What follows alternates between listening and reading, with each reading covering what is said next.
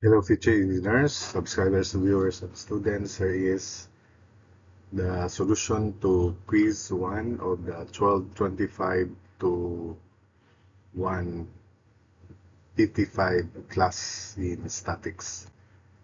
So this is the first problem. If the weight W is 225 newtons, determine the cable tension in BCA and angle theta. This angle here.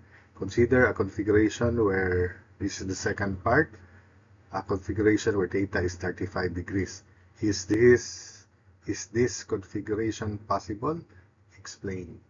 So this is the free body diagram. Notice that the cable is partially wrapped under this pulley, smooth pulley, then around halfway around this smaller pulley, then attached to A, then this uh, tensions will have same angle forming with the horizontal 70 degrees. So the free body diagram would be, if we call the tension here as T, this side would also be T, and this side would also be T. So considering this lower portion of this free body diagram, this is now the free body diagram. So we have T 70 degrees, T 70 degrees, 2T all in all on the right side, and T only in the left side, making an angle of theta with the horizontal. So summation forces along Y equals 0. Then we'll have the vertical component of this tension multiplied by 2 plus the vertical component of this tension, T sine theta, then equated to 225. Call that equation 1. Then summation forces X equals 0. So we have again 2 times T cosine of 70, the horizontal component of this tension here. Then it is equated to the horizontal component of this tension, which is leftward. So T cosine theta, we can now cancel T, then solve for theta, which is inverse cosine of the quantity 2 cosine 70 degrees, and that is 46.84 degrees. We then substitute this value in equation 1. So into equation 1, we have 2t sine 70 degrees plus t sine of theta, which is 46.84 degrees, equals 225. Solving for t, it is equal to 225 times the quantity 2 sine 70 degrees plus sine 46.84 degrees, and therefore it is 86.25 newtons. Then for the second situation, if theta is 35 degrees, summation forces X is 2t, so 2 times cosine of 70 degrees minus t cosine of 35 degrees. Since summation forces X is negative 0.1351 of t, where t is to be computed for that case, then this is not in equilibrium. Therefore, the configuration where theta is 35 degrees is not possible because the system won't be in equilibrium. So that's it for this problem. So for the second problem, the cable AB presents bar OA from rotating clockwise about the pivot O. If the cable tension is 750 newtons, which is this, determine the normal and the tangential components of this force acting on point A of the bar. So this is the tangential axis, this is the extension of OA, and the normal axis is the axis through A perpendicular to the tangential axis.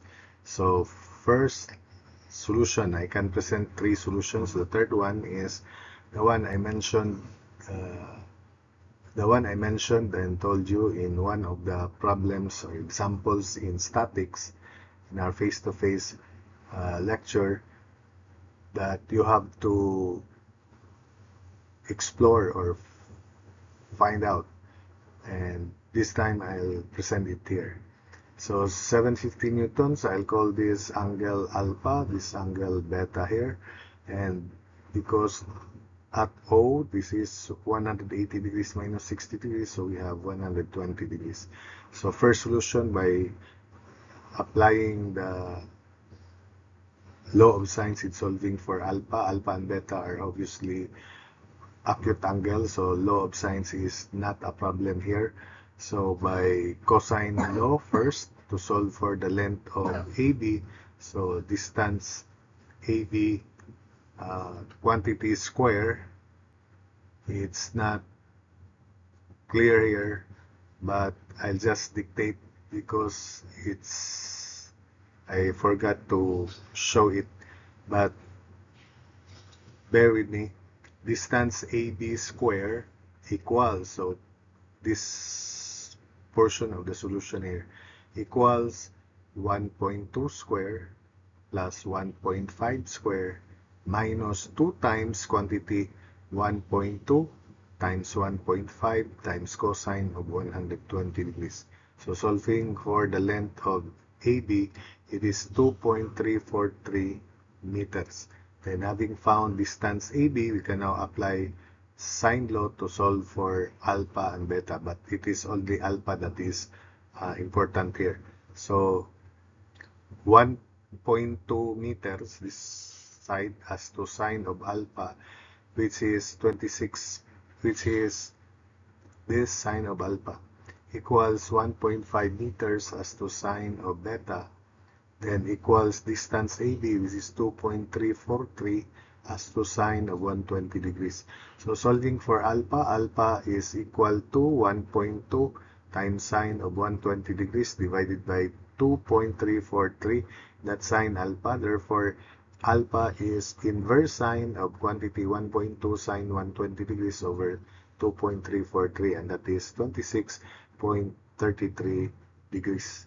So having found alpha, I now draw the details of this part of this figure.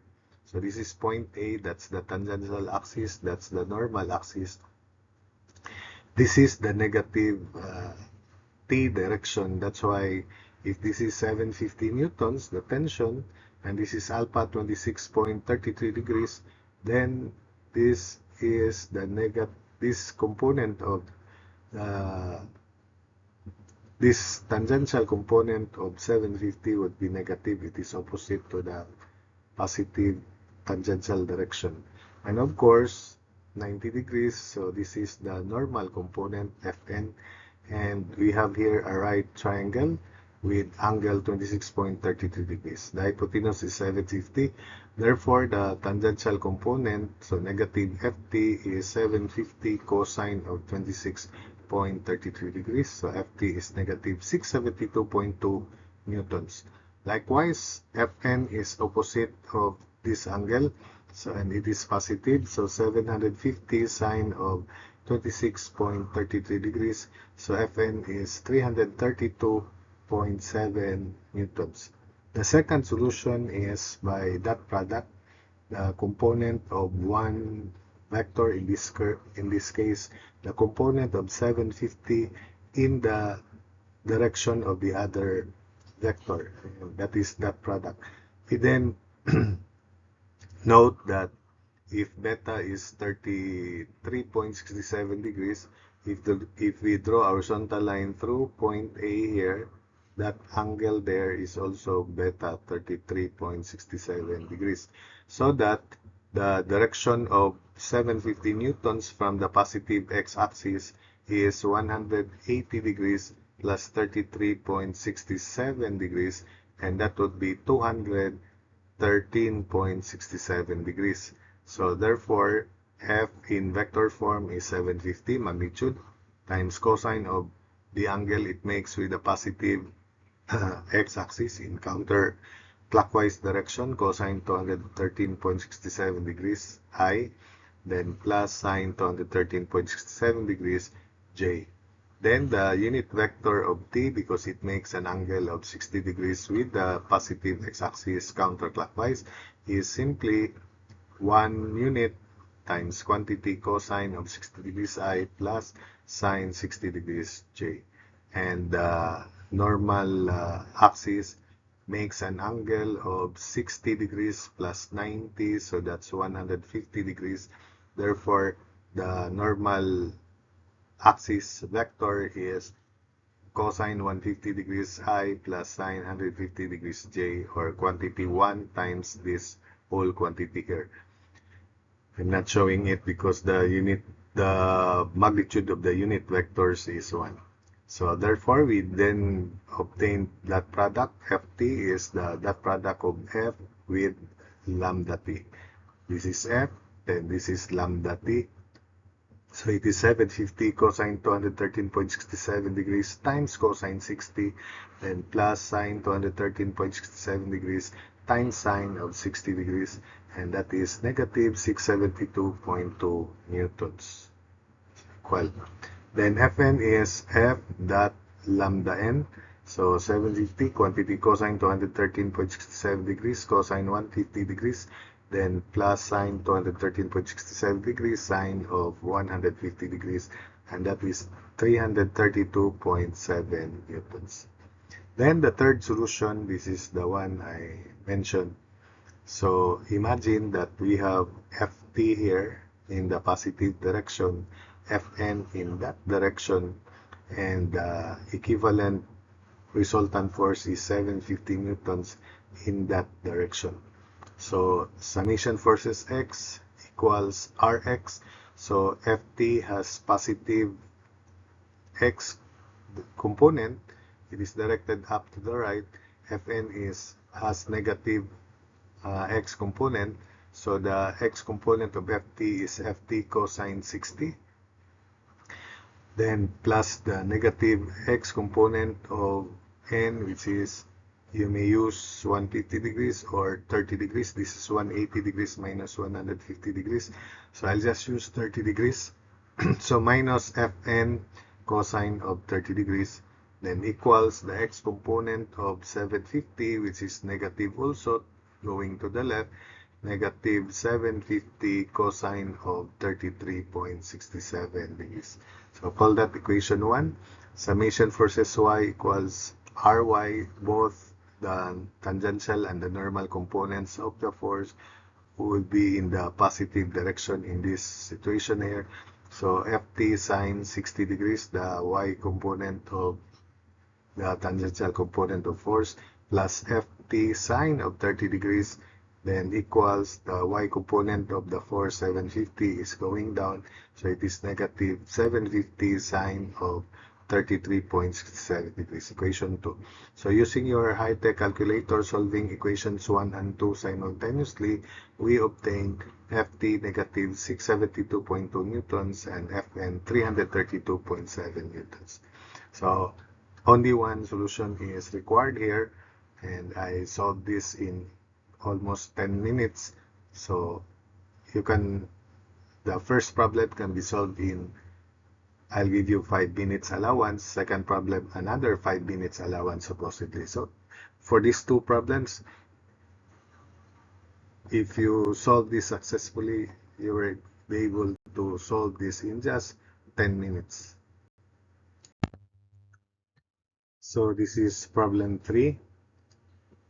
A vertical load P, 80 newtons, applied to the tripod shown below causes a compressive force of 25.6 newtons in legs AC and AB. So this is AC and this is AB. They are subjected to compressive force, and based on the figure, because this is a tripod, AB would also be in compression. So both compression means the point of application would be towards the line of action should be towards the point of application, which is point A.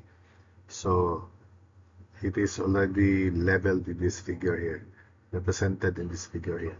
So determine the force in leg AD, this unknown force here, and the coordinates XD and G sub D of its lower end. So we'll just make all these coordinates positive, just like these values here. It's positive here. But if we strictly base it on the coordinates, they are supposedly negative. But in this case, we'll just make them at is the value. So just like this, it is designated 0.8. Supposedly that's negative, but we just make it positive.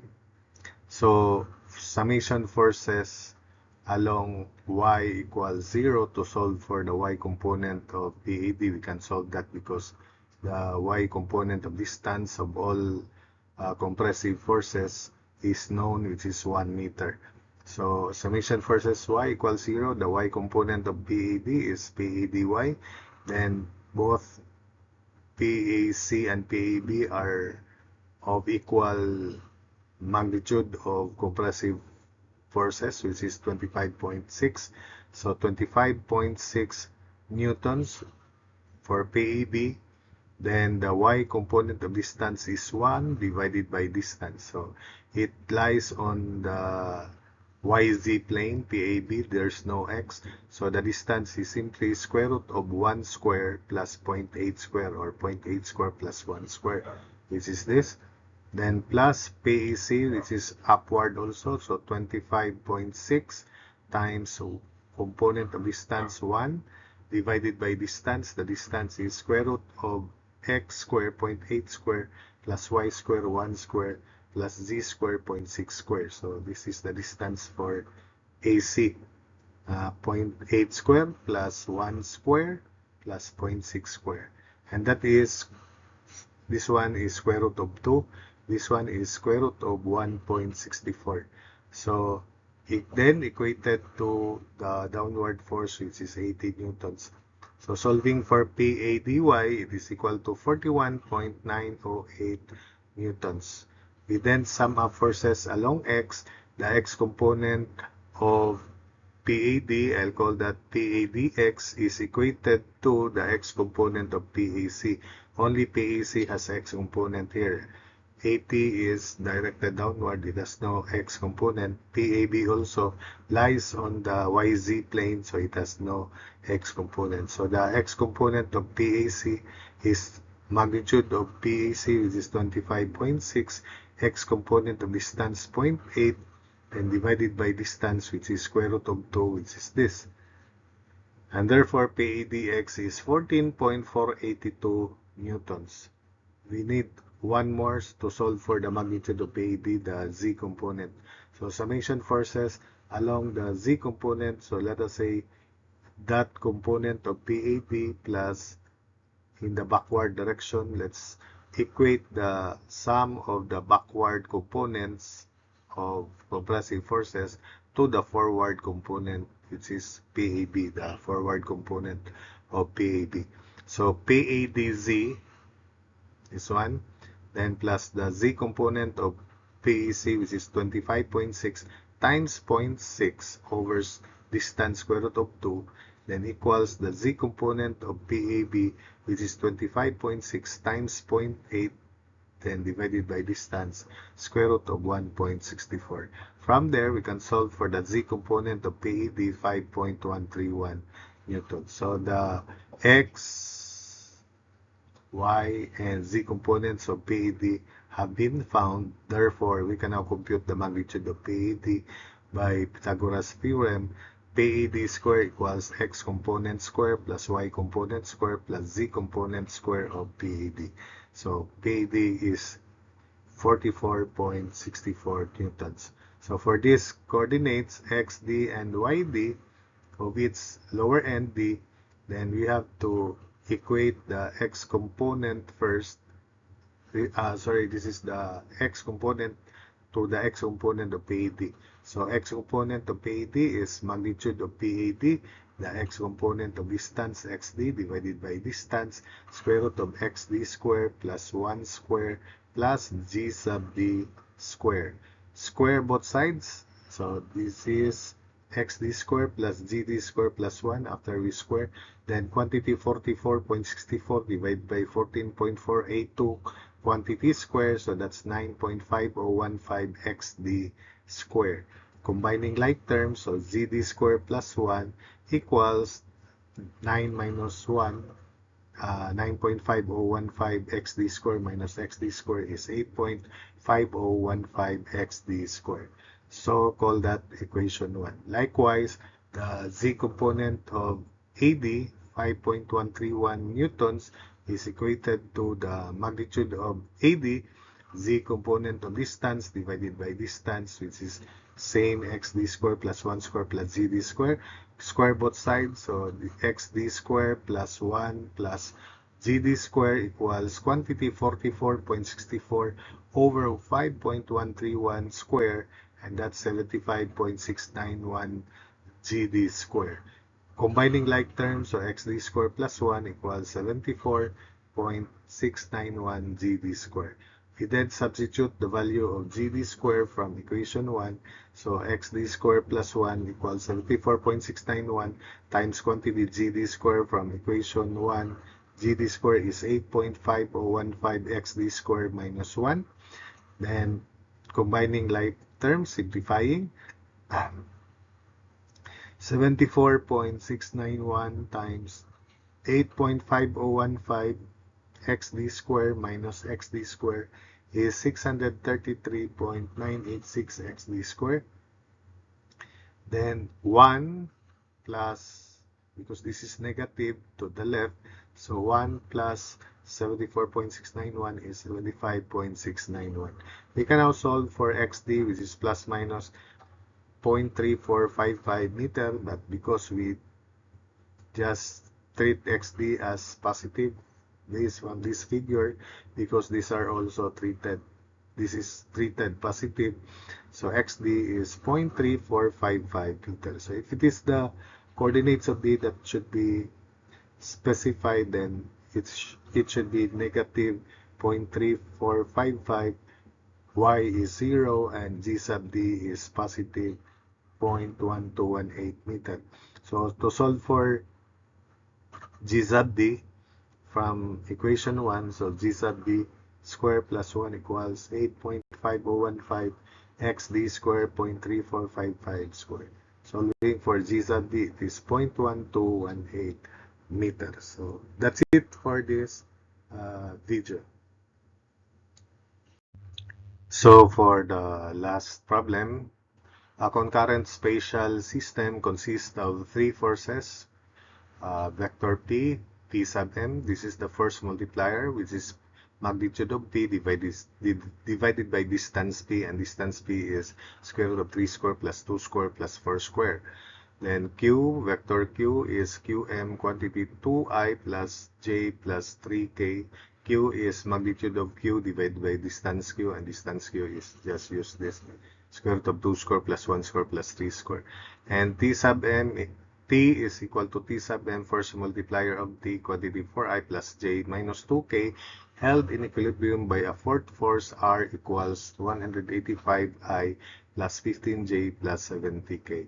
So the fourth force is the equilibrium is the negative of these components, negative 185, 15j, negative 15j, and 70k to make the system in equilibrium. And making them positive, it's like this is the resultant force, x component, y component, and the z component of the force. So again, the equilibrium is negative 185i, negative 15j, negative 70k, so that when we sum up forces along x equals 0, then x components of all these three forces plus negative 185 equals 0. Or it's like x components of these forces add, then transpose negative 185 to the right, so it equals 185. So it's just like equating the x components of all these three forces to the x component of the resultant. So that's it. So questions: what are the magnitudes of P, Q, and T? How about the angle between P and Q? This is obtained by that product. And what is the scalar component of T in the perpendicular directions? Perpendicular direction component of T perpendicular to the direction of P cross Q. So the component of T perpendicular to the direction of P cross Q. P cross Q is another vector, then we want to find the scalar component, so that's the magnitude only of T in that direction. And that is, if you draw a right triangle, then it is just magnitude of T sine of the angle between T and this vector here, the angle between them. So T sine of the angle between them. That's the component. But if we express it in vector form, we can also do it. So I'll present the solution to this in a comprehensive way so that you'll have an idea on how to compute the scalar component of the perpendicular to that direction. So first, summation forces x equals 0. I'll just leave Pm, Qm, and Tm as unknowns. So x component of P is 3 Pm. Then the x component of Q is 2 times Qm. And the x component of T is 4 times Tm. Then we equate it to, or we add negative 185 supposedly equals 0, so equate it to 185. Call that equation 1. Summation versus y equals 0. Then we have negative 2 pm for P, Qm for Q, and Tm for T equals 15. Equation 2. Then summation forces along Z. We have for P 4 P sub n, it's not clear here, sorry, but this is 4. I just solve it if you want. Anyway, we solve it simultaneously. I mentioned this is 4.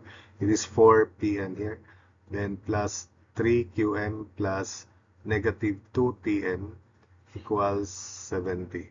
Solving these three equations simultaneously, we obtain Pm 15 newtons per meter, Qm 20 newtons per meter, and Tm 25 newtons per meter. The units force over distance, because force multiplier is force divided by distance. So force, unit of force here, newtons, all in newtons, then distance in meters. As of course, the partner of Newton should be in meters. So it's understood. So, having found, then we can now compute, we substitute into P, vector P, boldface. So this is Pm vector. This is P, rather. Sorry, this is supposedly P. Then, again, you just correct it. This is P, just P in vector form. So Pm 15, and 3i minus 2j plus 4k, so 45i minus 30j, then plus 60k newtons. So the magnitude is square root of 45 square plus 30 square plus 60 square. The magnitude of P, 80.78 newtons. For Q, it is 20 times 2i plus j plus 3k, so 40 plus 20j plus 60k newtons. The magnitude is square root of 40 square plus 20 square plus 60 square, so 74.83 newtons. Then 40, 25 newton per meter times 4i plus j minus 2k, so 100i plus 25j minus 50k. The magnitude of D, square root of 100 square plus 25 square plus 50 square, so 114.6 newtons. We then proceed to part B, the angle between P and Q, and that is by that product, P dot Q. So this is P, this is Q, then equals magnitude of P times magnitude of Q, cosine of the angle between P and Q. So that's the definition by that product. So 45 times 40 plus negative 30 times 20 plus 60 times 60. That's the value of P dot Q. Then equated to magnitude of P, magnitude of Q, cosine of theta PQ. Solving for theta PQ, it is 37.43 degrees. Then for part C, the scalar component of D in the perpendicular direction of P cross Q. P cross Q is another vector, so I'll call that P cross Q as vector A, P cross Q, and to solve that, it is components of P, 45, negative 30, 60, then copy 45 and negative 30. Components of Q, 40, 20, 60, then copy 40, 20, then the unit vectors, then copy ijk. So P cross Q, or vector A, is negative 30 times 60 negative 1,800, then minus 20 times 60 minus 1,200. So negative 1,800 minus 1,200 is negative 300i. For J, 60 times 40, 2,400 minus 60 times 45 is equal to negative 300. So 2,400 minus 60 times 45, which is minus 2,700J, so negative 300J. Then for K, 45 times 20, that's 900, minus 40 times negative 30, so plus 1,200, 1,200, and 900 is 2,100K. So that is vector A, which is P cross Q. We then obtain the tangential component of T, which is just T cosine of beta, and beta is the angle between T and P cross Q, or T and A, because this is represented by A here. So if you draw a right triangle, it is, that component is simply T cosine of beta. So T cosine beta is obtained from plotting T with A. So T dot A is the tangential component, or the component of T in the direction of P cross Q, tangential to P cross Q, or along P cross Q. But that's not the required. It is perpendicular to P cross Q. But I will present this first so that we can express T sub T in vector form also. As promised, I'll solve this in a comprehensive way. This is the longer but comprehensive way. So this is T, vector T, this is A, which is this, then equals magnitude of T, magnitude of A, cosine of beta. So 100 times negative 3,000 plus 25 times negative 300 plus negative 50 times 2,100 equals magnitude of T, magnitude of T, which is this, times magnitude of A, which is this, then cosine of beta, and T cosine beta is the component of T in the direction of A, or in the direction of P cross Q. So T cosine beta is equal to negative 112.27 newtons. Because it is negative, it means that the angle between T and A is more than 90 degrees. That's the meaning of that. So expressing T sub T in vector form, we multiply the magnitude by the unit vector of the direction A, because this is the component of T in the direction of A, or P cross Q. So negative 112.27, this is vector A divided by magnitude of A. So T sub T in vector form is 91.67I plus 9.167J minus 64.17K, and that is in newtons. So of course, because we have normal in vector form plus tangential in vector form, that's the diagonal of the rectangle. So T sub n plus T sub T equals T. So that means T sub n, the component of T perpendicular to P cross Q, is T minus T sub T in vector form. So T sub n is T, this is T, and this is T sub T, which we have just computed. And simplifying, T sub n is 8.33I, 100 minus 91.67. So 8.33I, 25 minus 9.167, 15.83J, negative 50 minus negative 64.17 is negative 50 plus 64.17, so 14.17K newtons.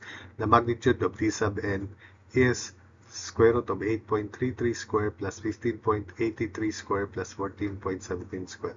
This is the vector form, and the magnitude is 22.82 newtons. That's the scalar component of T in the direction perpendicular to P cross Q. So that's the first way, but the longer way. If you want the shorter way, then this is it, the shorter way. So simpler way. The magnitude of T is from here, 114.6 newtons. To two decimal places, it was 114.56 newtons, not pounds, or newtons. So this is newtons. Then this product, 100 times negative 3000, then plus 25 times negative 300, then plus negative 50 times 2100, that's negative 412,500. Then equated to magnitude of A, then magnitude of T, cosine of beta. There is cosine of beta here, and beta is 168.52 degrees, negative 412,500 divided by this quantity, inverse cosine, so that's 168.58 degrees. So T sub n therefore is 114.56 sine of 168.52 degrees, and that's 22.8 newtons. So that's it for this video.